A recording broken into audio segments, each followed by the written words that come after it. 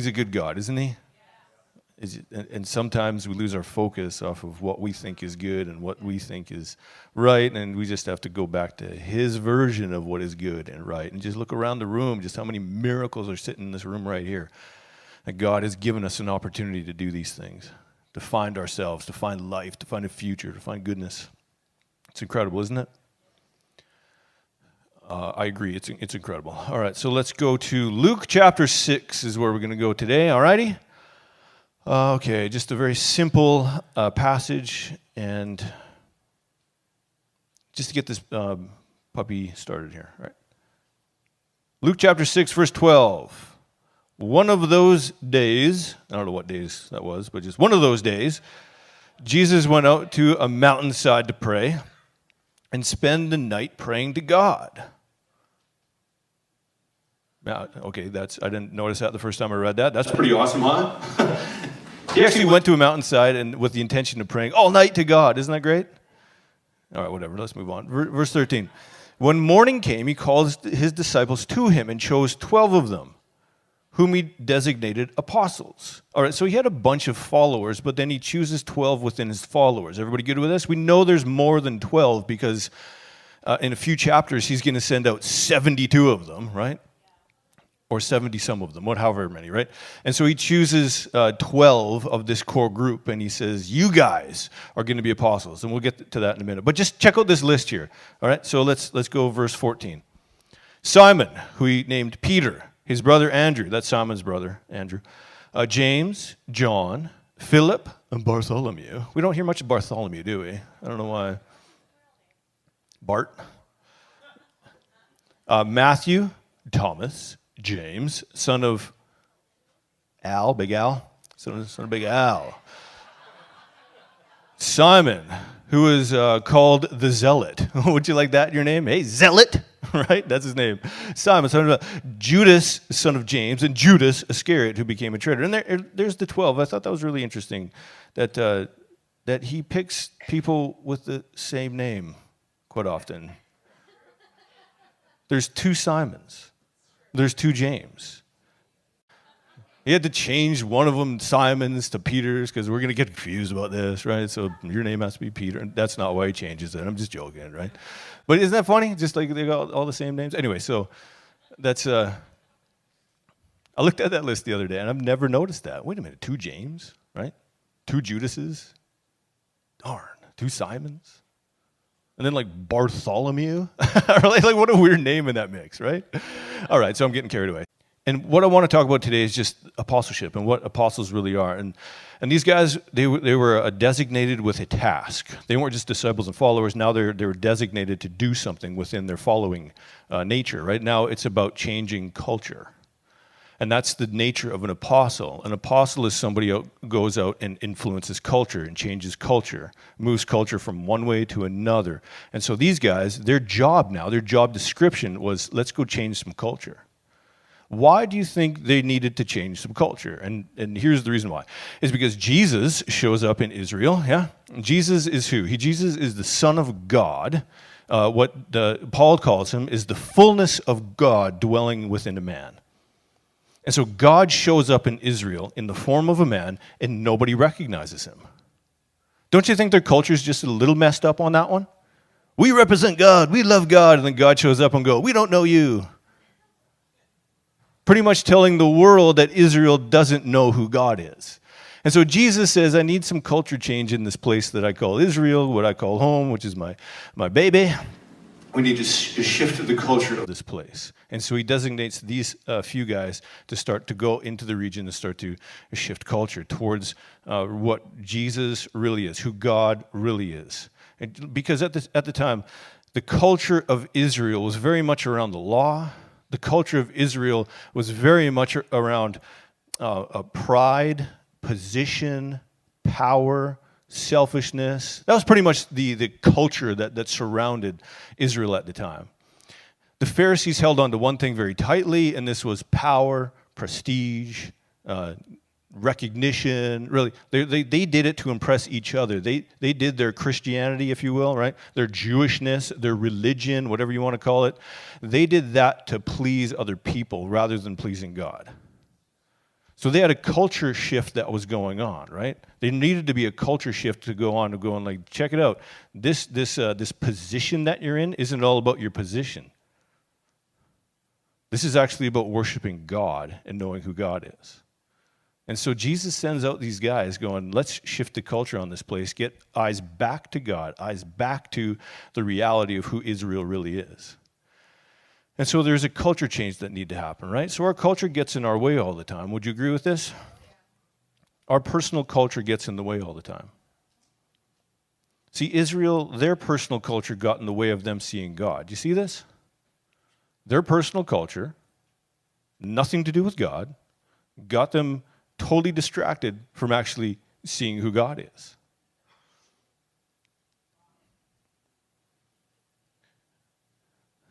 They were absolutely influenced by this religious system, right? What they had is a system that was set up on fear and insecurity. Fear of losing their position, insecure about what if nobody notices me, right? So they set up this whole system, right? And this is where this nice little title comes in. Self-righteousness comes in. And self-righteousness comes into their lives, and it comes into our lives when we start to think about fear and insecurity way more than we start to think about God. And when you're at the Father's house, we deal with these things head on, right? Like fear, self-hate, insecurity. Like we're dealing with this stuff because that starts to breed self-righteousness in your life. And I guess who's the smartest man alive when we have self-righteousness, right? It's you. You think you're the smartest guy alive because you've made a religious system based on your own thoughts, right? And everybody has to now bow down to your thoughts and your expectations and your ways. And if they don't do it, then you can cast them out, evil person, right? How dare you not do it the way I want you to do it, right? And so self-righteousness is all over the place. And this is pretty much what Israel was. A place of absolute self-righteousness, focusing on other things other than God. So he appoints these apostles and says, get in this land and show them who I am. So they start worshiping right things, worshiping God again, getting their hearts back into the line of who God says that they actually are. And so these apostles go in there and they do crazy things, don't they? They sure do. All right, for the purpose of shifting culture, because once your culture gets shifted, then you can do right things. See, we're all affected by culture. Like in this very room right here, we have a bunch of cultures. You know, just like stuff that you spend enough time in begins to influence you, all right? So I'm Canadian, so I get Canadian culture. Yeah, that's what I was growing up in, right? Canadians in the house, woo, right? We're all quiet. Yeah, whatever. You know, we got Canadians. I wrote the list here. Hopefully I got the full list. All right, we got Canadians. We got Americans. Woo, America. America, right? We got the French, oui, right?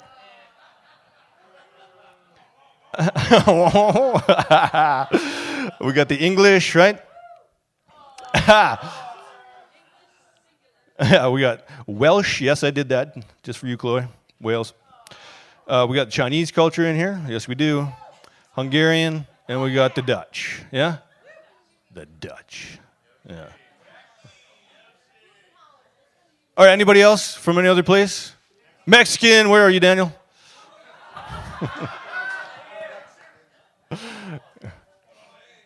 All right, who else? Anybody else? Did I miss anybody? Native Americans, very good. Italians, anybody? All right, whatever. All right, so we got the, very good. What a great mix we got in here, yeah? Here's the deal, guys. We're all influenced by our culture.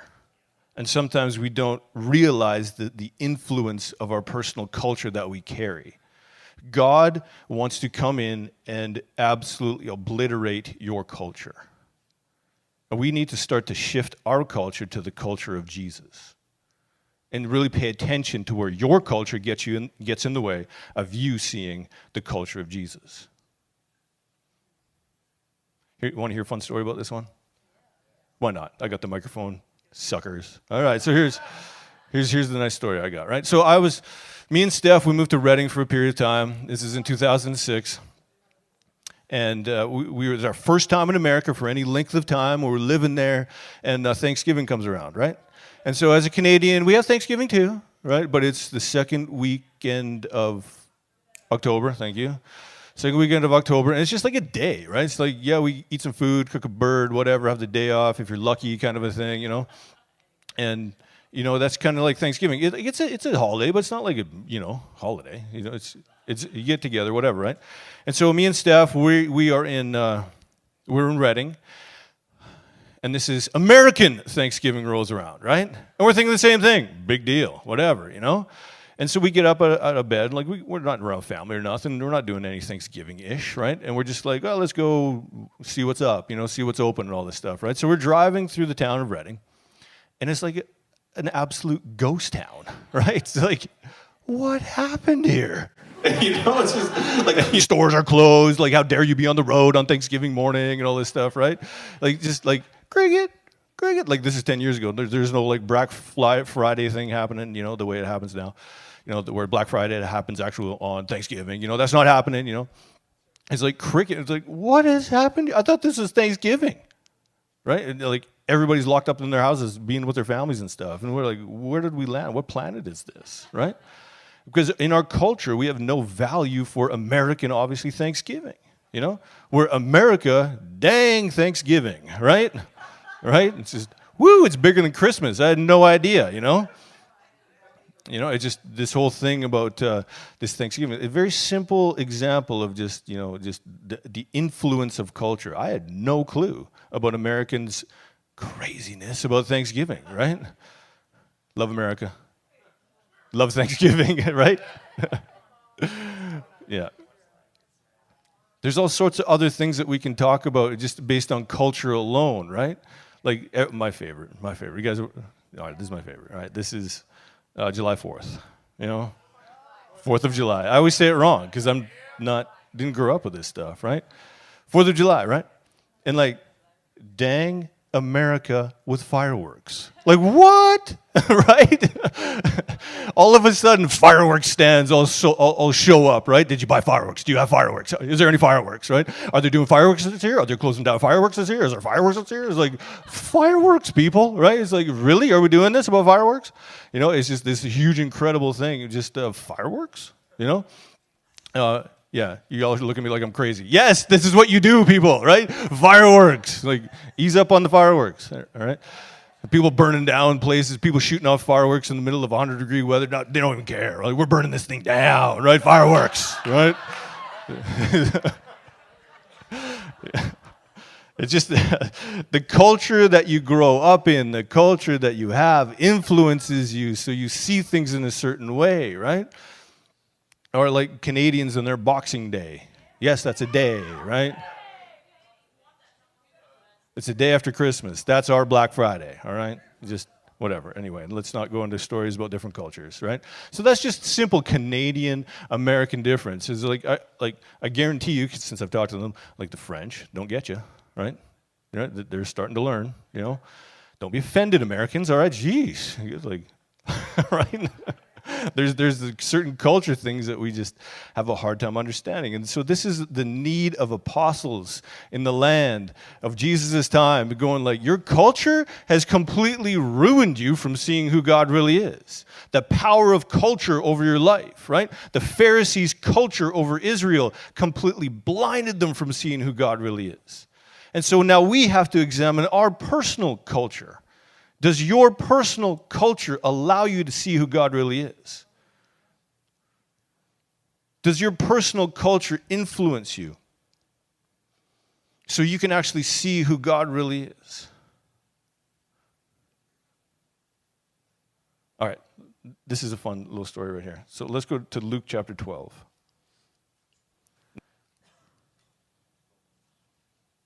Okay, I'm going to Luke chapter 12, verse 1. I'm going to find it. I know what's up there.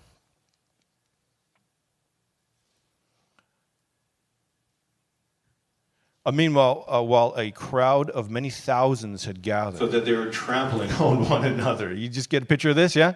A big old crowd, really coming out to see? They're coming out to see Jesus. Very good. So they're trampling on one another. Jesus began to speak first to his disciples. That's massive as we read this story, right? There's a crowd coming out there, many thousands of them. They're all going crazy because Jesus is here, right? And could you just picture this? The thousands, the crowds are coming, and he just turns around. He talks to his disciples first. He's not talking to the huge crowd that's coming to see him. He snuggles his disciples up close, right? And he says, be on your guard against the yeast of the Pharisees, which is hypocrisy.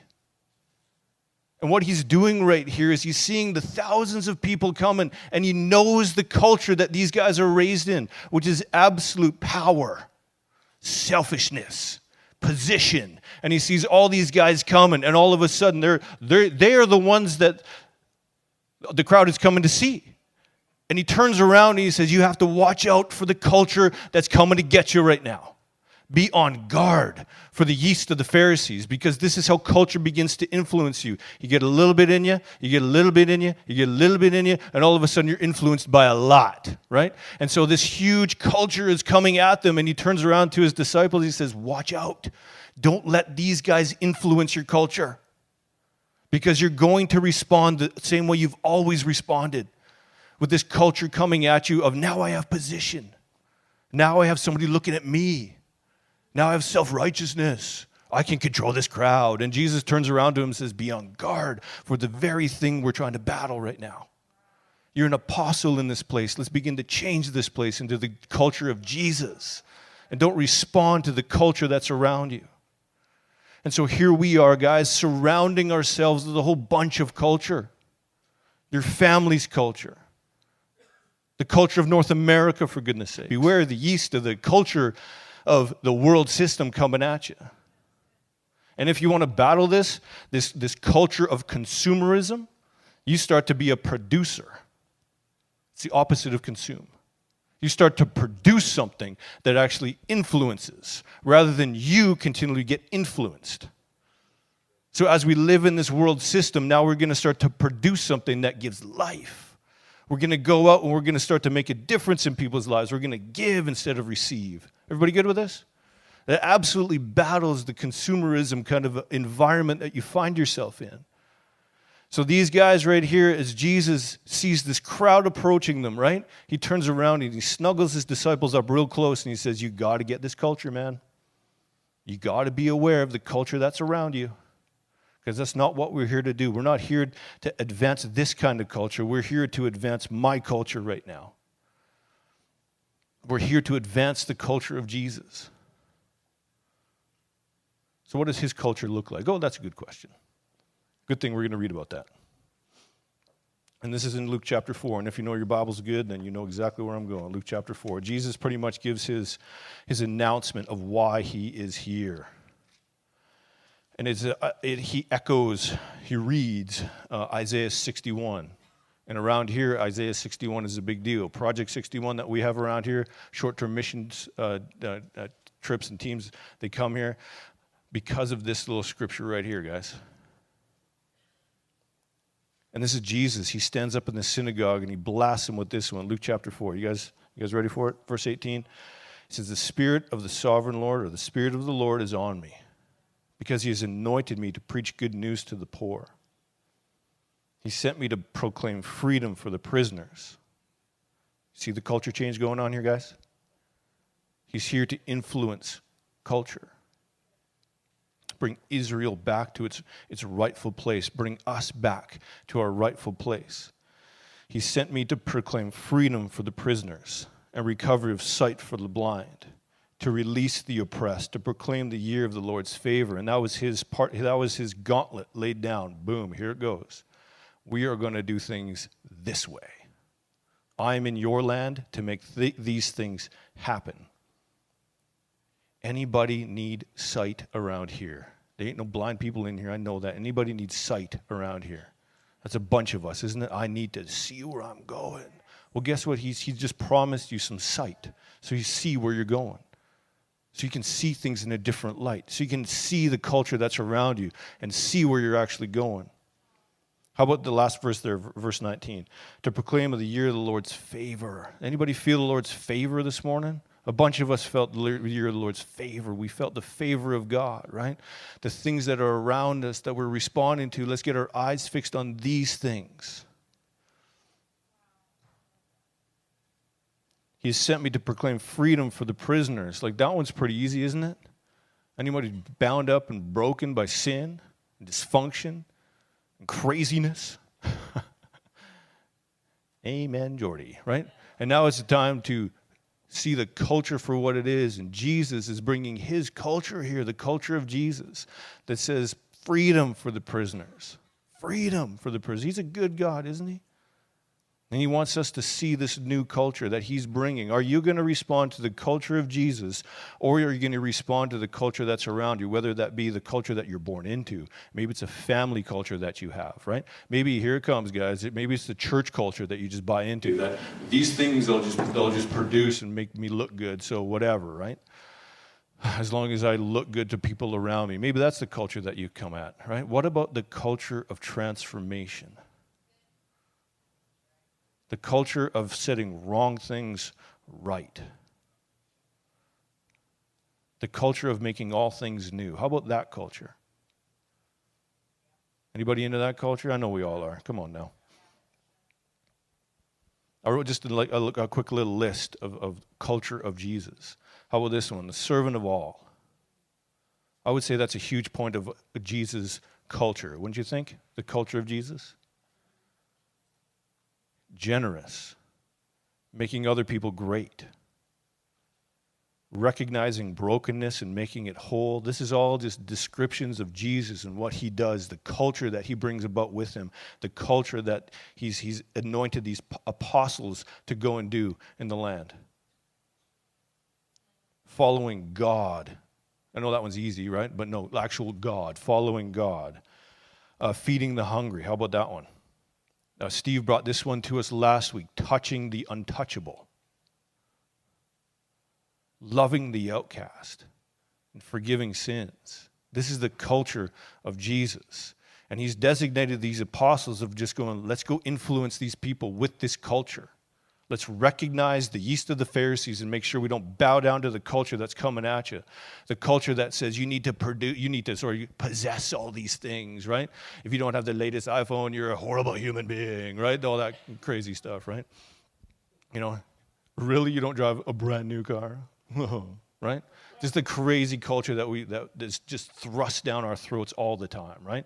How many car commercials do you actually see on, like, as you watch like a sporting event or something, right? Something on the TV. Like, how many car commercials can you actually watch? Like, there has to be a maximum of these things, right?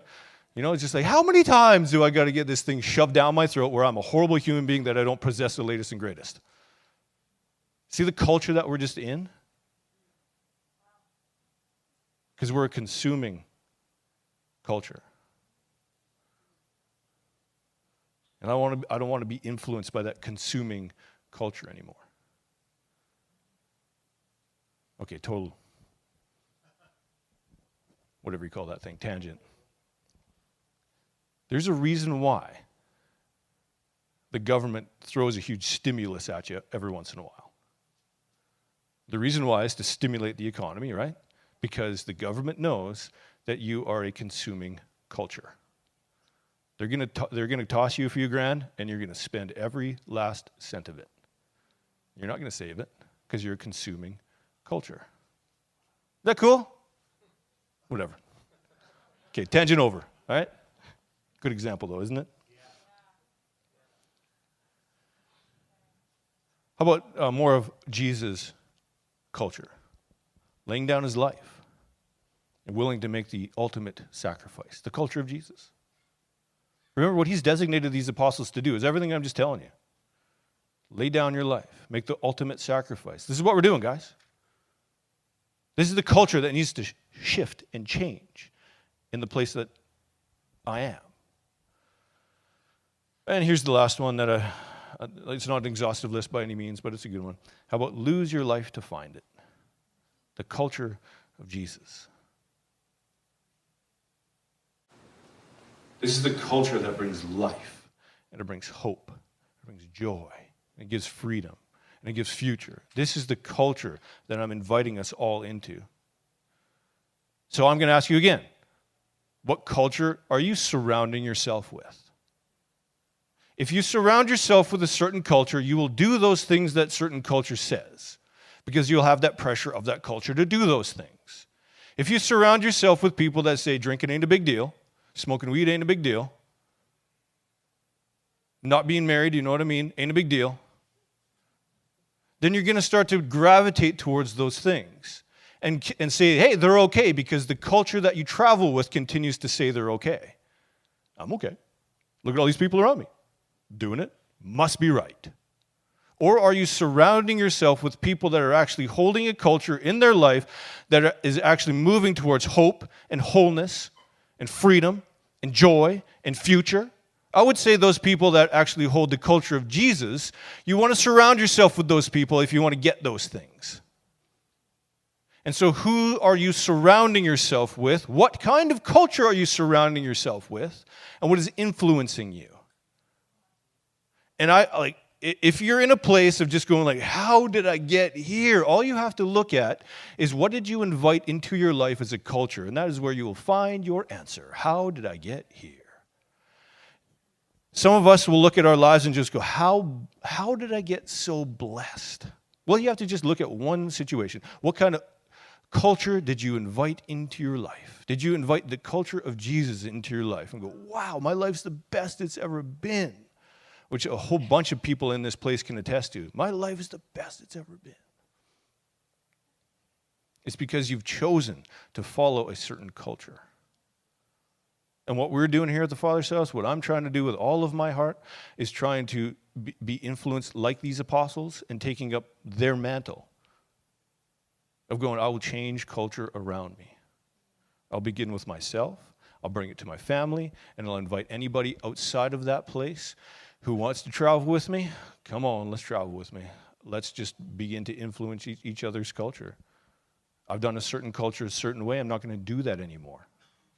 I've invited that influence into my life. I'm not going to do that anymore because I know where it gets me. And so I'm going to invite this kind of culture which produces something. Produces something. I'm going to invite that into my life so I can actually go to the places that he's asking me to go. All right. I found an example of where Jesus is harsh on people where they introduced outside culture into their reality. And it's in Revelation. And he's talking to the church. I think it's Laodicea, the hot and cold one. You guys know that one? I wish you were hot or cold, that one. I'm going to puke you out of my mouth. That one? Everybody likes that one. All right, Revelation chapter 3. Is it up there yet? Okay, Revelation chapter 3, verse 15. And this is him talking to Laodicea, a church, Jesus, saying these words. I know your deeds, that you were neither hot nor cold. I wish you were either one. Either one or the other. So, because you're lukewarm, either hot or cold, I'm about to spit you out of my mouth. You say, I'm rich. I've acquired wealth and do not need a thing. But you do not realize that you're wretched, pitiful, poor, blind, and naked. So he's kind of revealing their particular culture right there, right? You think you're hot to trot because you got stuff. Actually, right? In verse 17. You do not realize you're wretched, pitiful, poor, blind, and naked. Verse 18, I counsel you to buy from me gold refined in the fire so that you become rich, really rich. Not cha-ching rich, but rich, right? Life rich. Become rich and white clothes to wear, that's purity, so you can cover your shameful nakedness, and salve to put on your eyes so you can see. You see the culture shift that he's trying to get in there. Saying, you think you're all this? You think you got it all? You don't have anything. You've allowed outside influence to say what is good and what's not. And I'm saying, this is what makes you good. Come to me. Buy gold, something that's actually worth something. Come to me. I'll make you whole. I'll put salve on your eyes so you can see the culture shift that needs to happen in Laodicea. It's amazing, isn't it? It's like, how do we do this? How do we do this? And in Revelation, Hebrews 13, the author of Hebrews just gives us this great picture of these heroes that have gone before us, Moses and Abraham and Noah, and just guys that have done incredible things. You can read about them if you want. Just crazy stuff, right? And the author of Hebrews says they consider themselves to be aliens and strangers on earth that didn't live according to what the world said, but went after something, a city that they actually saw, that wasn't actually around them yet, but saw something better and greater, and they're going after that thing, allowing that thing to influence who they were, not the stuff around them. They consider themselves aliens and strangers on earth. Are you with me, church, as you're hearing this stuff? Do you see the challenge that's in front of us to change our culture so we can actually get the things that he's promising us to get? And then this is where Revelation gets real deep here. Is he's talking to these churches, these new covenant churches, and he's saying, don't bow to the culture that's around you. I know it's hard, but don't stop. And in Revelation chapter 2, I love this verse right here, guys, because it's so hard. And he tells this to the church of Ephesus in Revelation chapter 2, verse 2. He says, I know your deeds. I know your hard work. I know your perseverance. I know that you cannot tolerate wicked men, that you have tested those who claim to be apostles but are not and have found them false. Remember what apostle was? A culture changer. They've tested these guys and they said, I don't want what you have. That's going backwards. In verse 3, you have persevered and have endured hardship for my name and have not grown weary. I love this because Jesus sees the challenge this church is in and goes, sweet, keep up the good work. I know it's hard, but persevere just a little bit longer. And when we talk about perseverance, this is the perseverance that I need us to get. The perseverance of I will join in the culture of Jesus, where he says, lay your life down, be a servant of all. Make other people around you more successful than you can ever be. The culture of Jesus. Invite that into you. I know how hard it is, but just persevere in this. The church of Laodicea, just buy from me something that's worth something so you can find freedom. Put something over your eyes so you can actually see. Go for something that's worth something. In verse 10, he's talking to the church in Smyrna. And check this out. Check this verse out here, man. It's just, if this doesn't get you, I got nothing else for you. Verse 10, it says, do not be afraid of what you're about to suffer.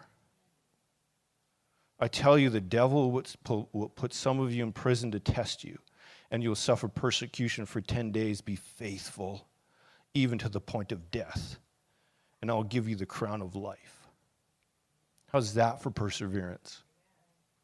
He says, I know where you're at. Don't let it bother you. Don't let it affect you. Beware the yeast of the Pharisees. Invite Jesus into your life. Know who you are as an apostle, a culture shifter, a culture changer, and hold on. These guys were written about by Jesus for us to read about. I think he was pretty proud of these guys. Do not be afraid of what you are about to suffer. The devil's going to test you. You'll suffer persecution, but be faithful, even to the point of death. Man, oh man. Persevere, guys. Persevere. Respond to the culture around you. Know the culture around you. And just have this on the tip of your tongue, right? I'm with you, Jesus. Help me. I'm with you, Jesus. So it's the second week of Sunday. It's the second Sunday of the month. And we usually do communion. And so I felt that we should do communion as an altar call today. Instead of it getting passed to you and you sit there in your chair and you choose to get it or not, I'm just going to ask that you just come and get it. I want to be with you, Jesus. Communion is all about I am with you, Jesus. It's all about the transformation that we continue to speak about in this place, right? I want to have you in me. I want to be in you, Jesus. The intimacy that communion really is, of God is this close. I'm going to be influenced by his culture, and I'm going to go influence other people by that culture. I'm not going to respond to the culture that's around me, but I'm going to be influenced by the culture of Jesus. So if you guys just want to come up, that'd be great. And what's going to happen here, if I can get the ministry team to come up as well, is that I'm going to invite guys over here, ladies over here, and you're just going to come get it from these guys passing it out. So just come and receive the elements this morning. So it's total ownership on you guys this morning. It's up to you. If you want to participate in communion with the statement of I am with you, Jesus, I'm inviting your culture into my culture. My culture will bow to your culture. That is what the cross is all about. That is what Jesus is all about. And that's what I want to invite you into this morning. So if you want prayer this morning, I want you to first take communion. Do it by yourself. Okay? Make this about you and God. I'm just going, God, I will follow you. I love you. I'm with you. My culture needs to bow to your culture. Come and change me. Come and transform me.